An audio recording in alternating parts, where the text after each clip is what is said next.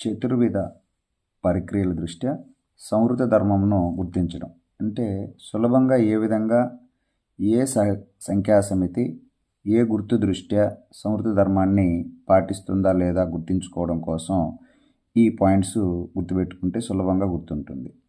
సంకలనము గుణకారముల దృష్ట్యా సహజ సంఖ్యలు, పూర్ణాంకాలు, పూర్ణ సంఖ్యలు, అకర్ణీయ సంఖ్యలు, వాస్తవ సంఖ్యలు అన్నీ కూడా సంవృత ధర్మాన్ని పాటిస్తాయి.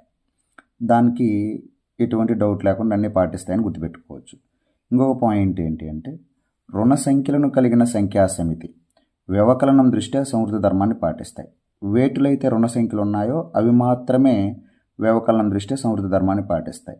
ఎందుకు రుణ సంఖ్యల మీద మనం కాన్సన్ట్రేషన్ చేస్తున్నామంటే తీసివేసినప్పుడు ఒక ఉదాహరణలో కాకపోయినా ఒక ఉదాహరణలో రుణ సంఖ్యలు వస్తాయి. అందువలన రుణ సంఖ్యలను కలిగిన సంఖ్యా సమితి వ్యవకలనం దృష్ట్యా సంవృత ధర్మాన్ని పాటిస్తాయి. రుణ సంఖ్యలు దేంట్లో ఉన్నాయి? పూర్ణ సంఖ్యలు, అకర్ణీయ సంఖ్యలు, వాస్తవ సంఖ్యలు. కాబట్టి ఇవి వ్యవకలనం దృష్ట్యా సంవృత ధర్మాన్ని పాటిస్తాయి. అట్లాగే భిన్నాలను కలిగిన సంఖ్యా సమితి భాగహారం దృష్ట్యా సంవృత ధర్మాన్ని పాటిస్తాయి. కానీ హారంలో 0 తీసుకోకూడదు. ఇది ఒక చిన్న కండిషన్ గుర్తుపెట్టుకోవాలి. ఏమి భిన్నాల మీదనే ఎందుకు కాన్సన్ట్రేషన్ చేశాము అంటే భాగించినప్పుడు ఒక ఉదాహరణలో కాకపోయినా ఒక ఉదాహరణలో భిన్నాలు వస్తాయి.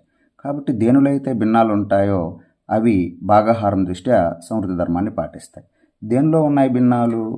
అకర్ణీయ సంఖ్యలు, వాస్తవ సంఖ్యలు. వీటిలో భిన్నాలు ఉన్నాయి కాబట్టి ఇవి భాగహారం దృష్ట్యా సంవృత ధర్మాన్ని పాటిస్తాయి. అయితే హారంలో 0 తీసుకోకూడదు, అది గుర్తుపెట్టుకోవాలి.